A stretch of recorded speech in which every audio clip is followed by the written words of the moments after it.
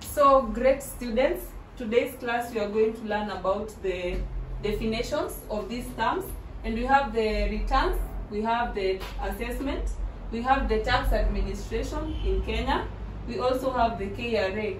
So my good students, we are going to see what returns are and the assessments are. So our assessment, we are going to start with the assessment, which is always the measurement of an income. Assessment is the measurement of an income, measurement of an income. So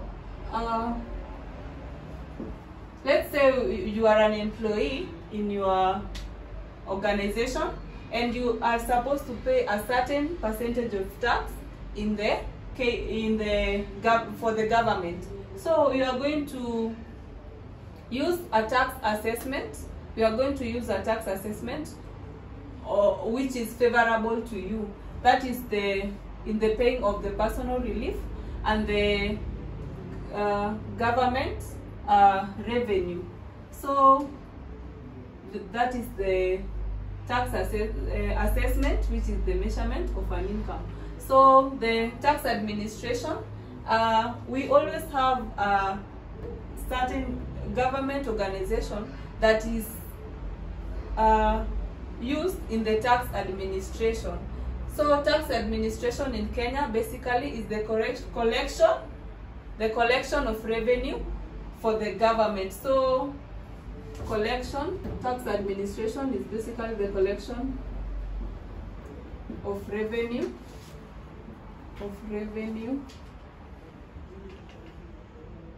by the government. So the government uses different local organizations in the collection of taxes. We have KRA.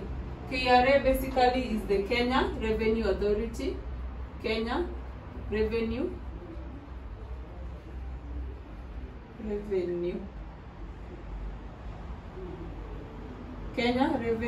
Authority, which is the part of government organization which usually assists in the collection of taxes. So we have our returns. These are taxes that we give to the government. The returns, percentage of our income, the taxes to the government. Yeah, so these are just taxes to the government that the government receives. They are the returns. So we will look at the role of KRA, the role of Kenya Revenue Authority, KRA. We will look at the role, and just like we've said, the KRA was established by the parliament to help or to assist in the collection of government revenue. So the role of KRA, one is to administer and enforce written laws. So the laws of Kenya are written in our constitution. So the one role of KRA is to make sure that the written laws are enforced and administered. So you as a taxpayer, you need to know the constitution part whereby you are supposed to pay the taxes in accordance to the government regulations. So number two, we have the KRA also. It advises on matters pertaining the administration and the collection of revenue. So the KRA basically, it advises on how tax should be administered in Kenya. So we also have point number three.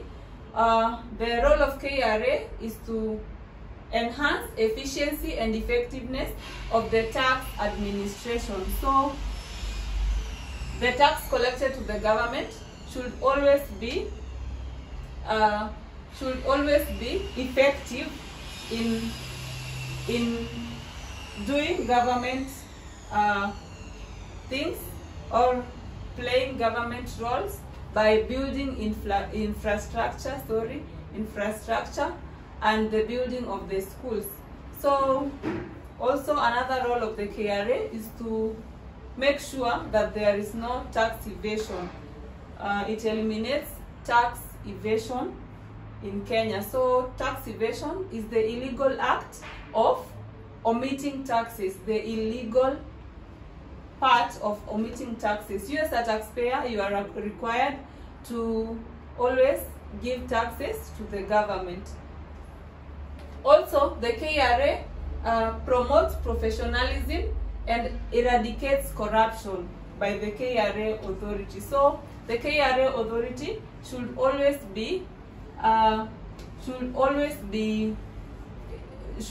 have integrity in the doing of their work. So it eliminates corruption. Also, the KRA helps in the protection of local industries. So tax imposed on local industries, which is the excise duty, is supposed to be handled by the KRA. So it protects our local industries. Also, the KRA plays a major role in the distribution of an income. So the income that is gotten, or the revenue that we pay to the tax authority, it's used to maybe give us good infrastructure.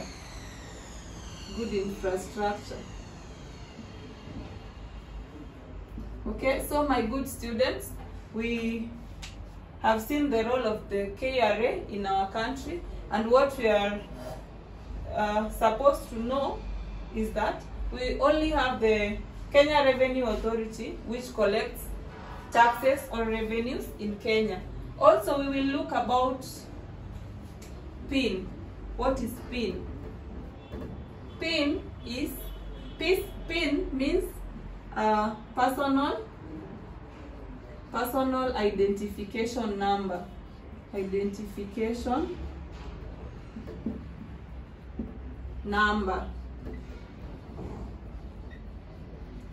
PIN is personal identification number, whereby each and every taxpayer is supposed to have the PIN, supposed to have the personal identification number. This is the number that shows that you are registered with the KRA and you always pay taxes. So PIN is usually offered to individuals.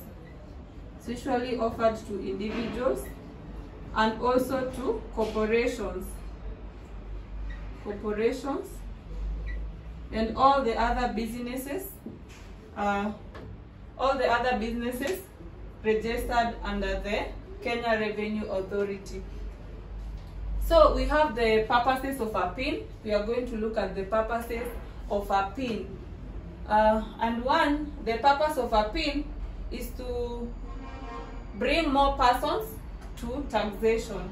That means KRA will get a lot of individuals who are the taxpayers through the PIN. So they will get to know this PIN number. The numbers are different. Each and every person, each and every business has a unique identification number. So it helps the KRA to locate their taxpayers and to know how many people are registered in the KRA. So another purpose of the KRA is also it assists in the reduction of tax evasion. Just like we've said, every businessman, either you are a farmer or an employee, you are supposed to pay taxes. So tax evasion is illegal here in Kenya. So as a taxpayer, you need to always pay your taxes. So another purpose also is to link the employers with their employees. So the employers are the one who pays taxes on behalf of their employees. That's where we find the likes of pay,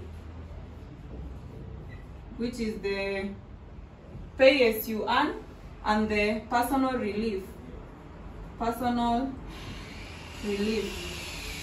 which is paid to the government. So KRA basically it links the employers to their employees.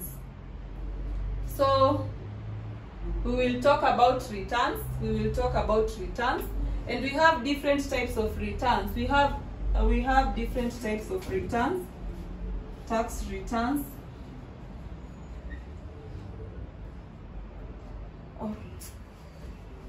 Let's use our other part of the board. The returns. We have different types of returns. We have installment returns.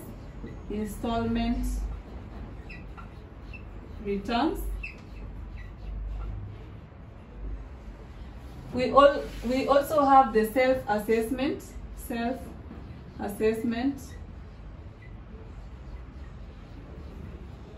returns. And we have another return known as the compensating return. So for today we are going to look at these tax returns, and the installment returns states that taxpayer should always pay the taxes, should always file their returns every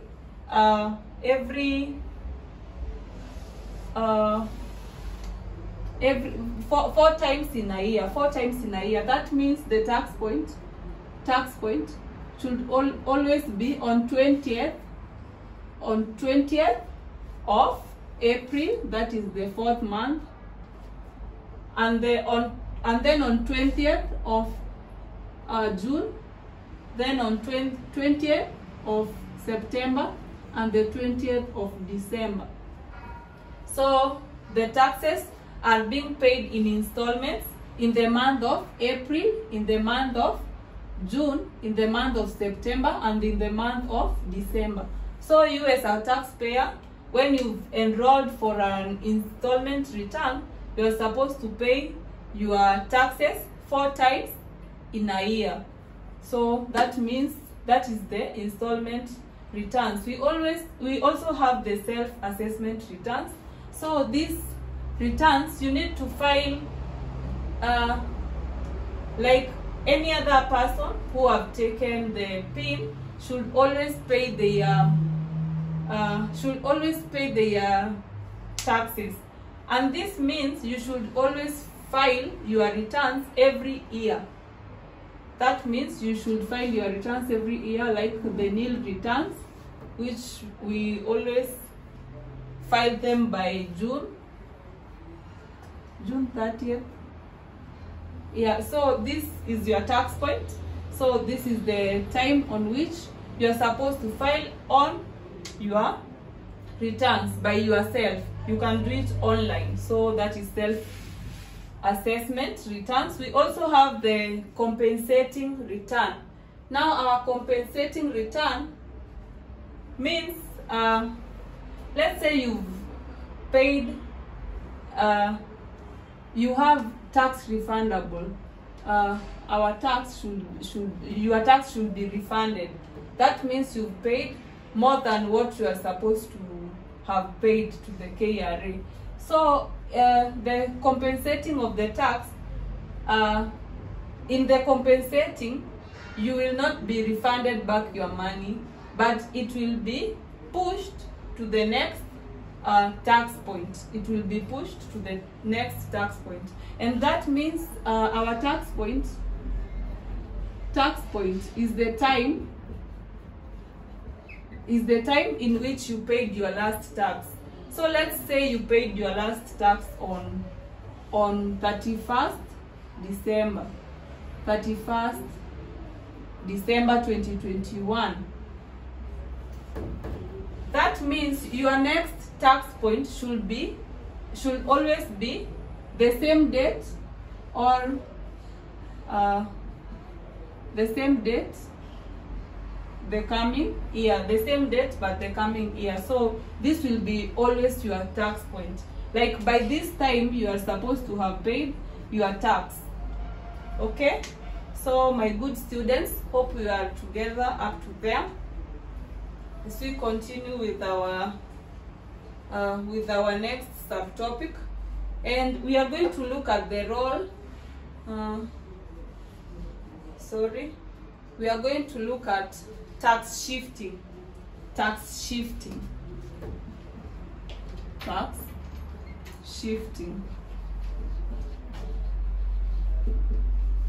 So as a good student, you need to know what tax shifting is. So this shifting is basically the transfer of the burden of tax from one person to the other, or from one corporation to the other, from one business to the other. So the transfer of tax burden, so that is what we call tax shifting. So we have two forms of tax shifting, and we have the forward shifting. We also have the backward shifting. So we have the forward shifting and the backward shifting, which is our types of tax shifting. And our forward shifting basically means is the burden of tax to the consumer. Forward shifting, the burden of tax to the consumer. And an example of forward shifting is the likes of the VAT, the value added tax, VAT, whereby the consumer is the one who pays the tax to the government. That means when you have a business and you are selling the shoes, so your shoes, the cost of your shoes, you will include the VAT tax, which is 16%, the value added tax, which is 16%. You will include it in your cost of shoes, so that you can get your 16% to pay to the government, plus your 100%, which is the cost. So your shoes, you will sell them at 116%. So the consumer is the one who will bear the cost of the tax. So that is what we mean by tax shifting. We also have backward shifting. So that means the in case of a manufacturing company, the producer is the one who transfers the burden of tax to the supplier. So backward shifting, that means the producer will put in the cost of the materials, the time, and all the expenses he used, but the supplier is the producer will shift the burden of tax to the supplier. So that means the supplier is the one who is going to pay the taxes due to the from the producer. So those are our two types of tax shifting, and we also have theories of tax shifting. The theories, let's find some space. We look at the theories.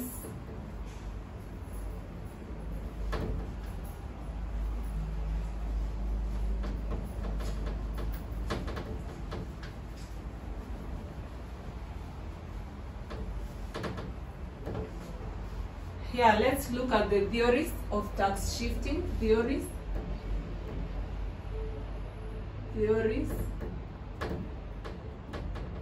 The theories of tax shifting, and we have some three. We have three of them, the theories of tax shifting, and we are going to look at them right here, right now. And one, we have the concentration or the surplus theory, the surplus or concentration theory. The surplus or the concentration theory, it states that a certain class of people should always enjoy the surplus. Just like we know, the surplus is the remaining, the certain class of people should enjoy,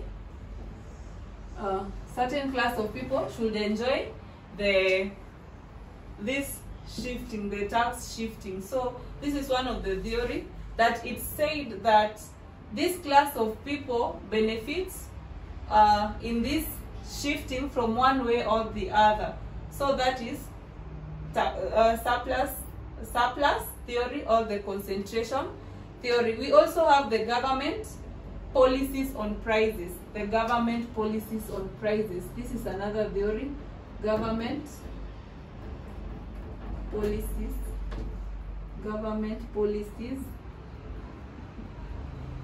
on prices. Government policies on prices. And we have the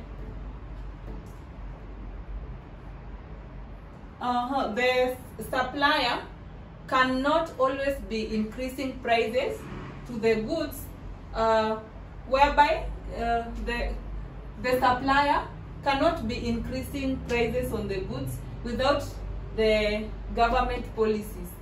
So the government should always standardize the commodities which are being supplied by our suppliers. So that means it's another theory of shifting. We have the geographical location, geographical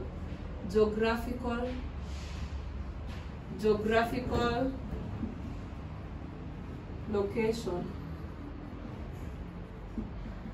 That means the tax payments are different from different places. And that said, we have exports into Kenya, whereby the exports duty is different from the local excise and custom duty. So depending on the your geographical area is whereby you will pay the taxes amounting to where you are. So we have the demand on supply theory, demand on supply theory. Demand on supply theory. This means when the demand is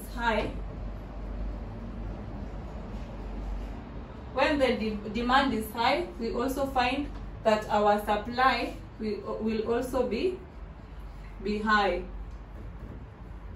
Okay, so my good students, we need to know all the three theories affecting the tax shifting. So we are going to conclude with the factors that affect tax shifting. So we have the factors. We are going to conclude with these factors affecting tax shifting. Factors affecting tax shifting, and we are going to look at them. We have elasticity on demand. That means when the elasticity is higher, the incidence will be lower. So we have another factor, which is the government policies on prices, and we have the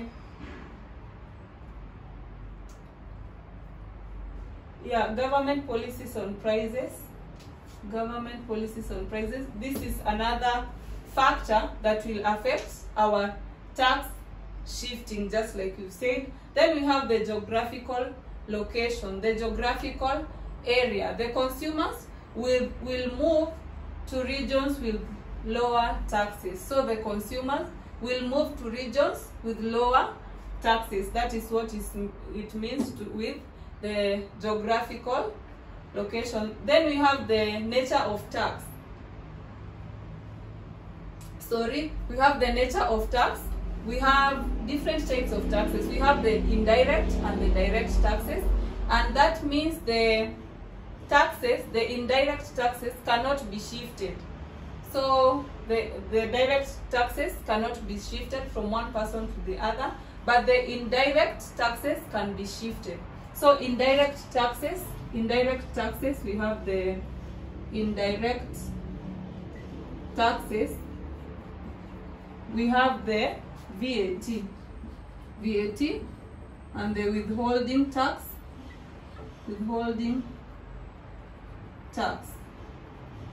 The direct taxes, we have the pay, the personal relief, personal relief. So basically, we are saying the direct taxes cannot be shifted from one employee to the other, but the indirect taxes can always be shifted. So they can be shifted from a producer to another producer, from a corporation to another corporation, from a business to another business. So my good student, with this in mind, we've come to the end of our subtopics. We've come to the end of our subtopics, and thank you for your time. Let's meet to the other lesson. Thank you.